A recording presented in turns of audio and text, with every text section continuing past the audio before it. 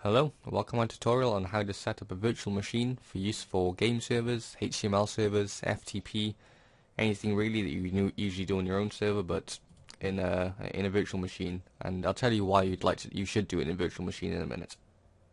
The reason it's a good idea to do it in a virtual machine is if you format your PC, or you'll have a flood, anything really that'll cause disruptions to your PC.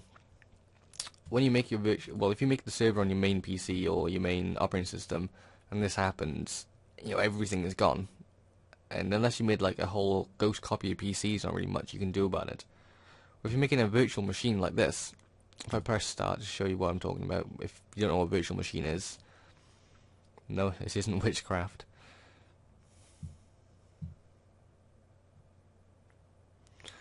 Alright, there we go.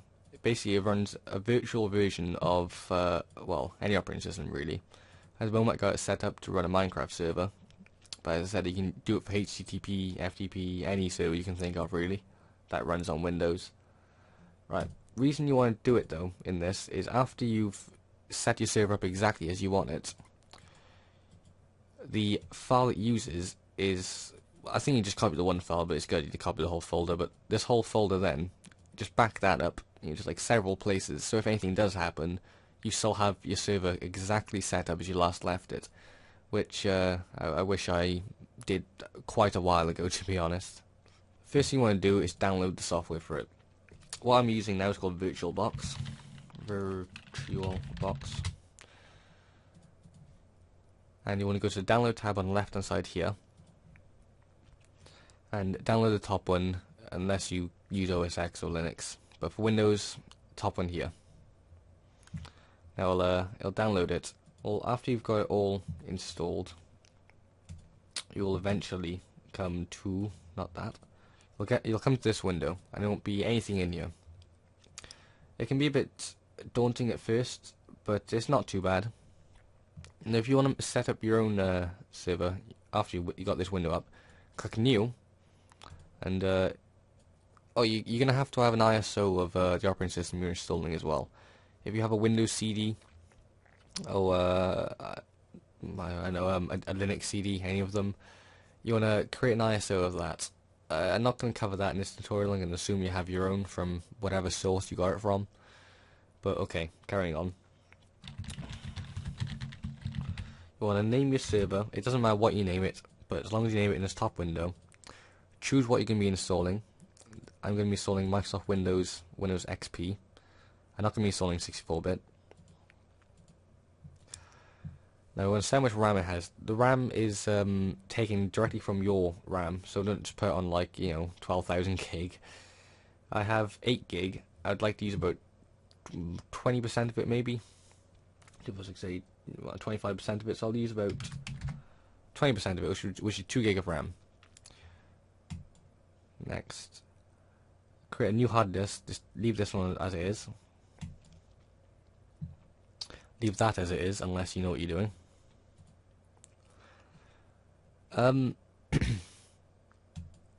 Like this, if you're using it just as a server, if it's not going to be a file server, I would say use fixed size. If it's going to be a file server or something like that, and you might keep adding to it later in the future, then I'd go with dynamically allocated, but for this I'm going to use fixed size. And 10 gig will be more than enough. Now, with this, you want to show, well, if you didn't see it, it's here. It asks you where you want to put your server after you finish, so it's easy to find. For this, I'm going to put up my desktop.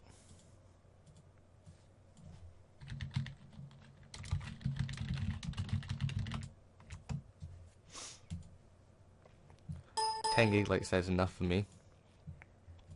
Right, we're going to create the server. Okay, once it's finished, click create, and it'll come up in the list here.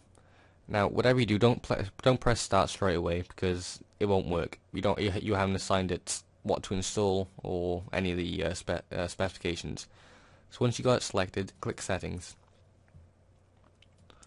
Right now, here you can set how much hard drive space it has. If you want to give it any video RAM, there it is. The processor, if you want to give it more than one core, I don't find this works too well, mind. Other features. What we're going to go into is storage. Click the empty drive, and see this little disk here. I want to left click that disk. Choose a virtual CD DVD disk file, which means your ISO. Select your ISO. I'm using a modified XP file for this. Then click OK. Alright, now you can press start.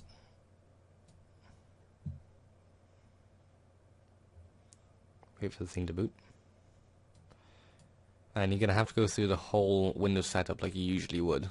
If anyone knows of a quicker way that it automatically installs Windows for you, that would be handy. Right, install Windows as you usually would. So you select your unpartitioned space unless you're making partitions. May as well do it quick because it's only a virtual hard drive.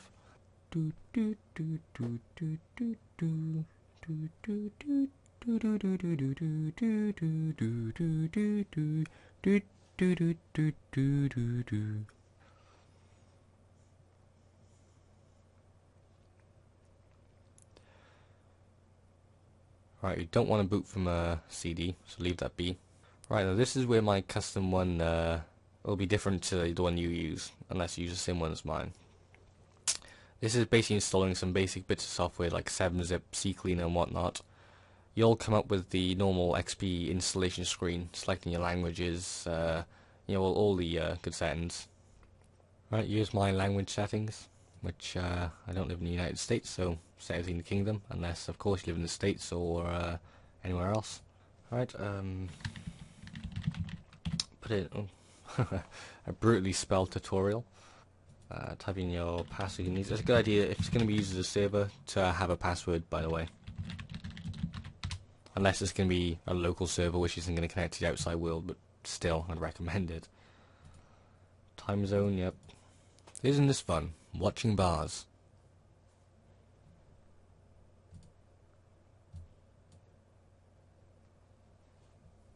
Alright, don't click boot from CD, or don't press anything, I should say. Now Windows should load up this time into your normal desktop operating system. If it doesn't, then something's gone horribly wrong. Ah yes, more little installations. Oh, never mind, there it is. Right, so here it is, running a virtual desktop. A few things you can do to make this slightly faster is, go to Devices up here, click Install Guest Additions. Now it should mount, there you go. It mounts like a CD inside of it, which you would run. Run the exe. Follow the normal next routine. What this software does is it makes the machine a bit more, I won't say stable, but it makes it smoother to use, and the mouse, instead of having that horrible like half a second delay, the mouse feels almost like you're actually controlling a new machine, which is handy. There you go. See, the mouse is much smoother now I've got the add-ons installed.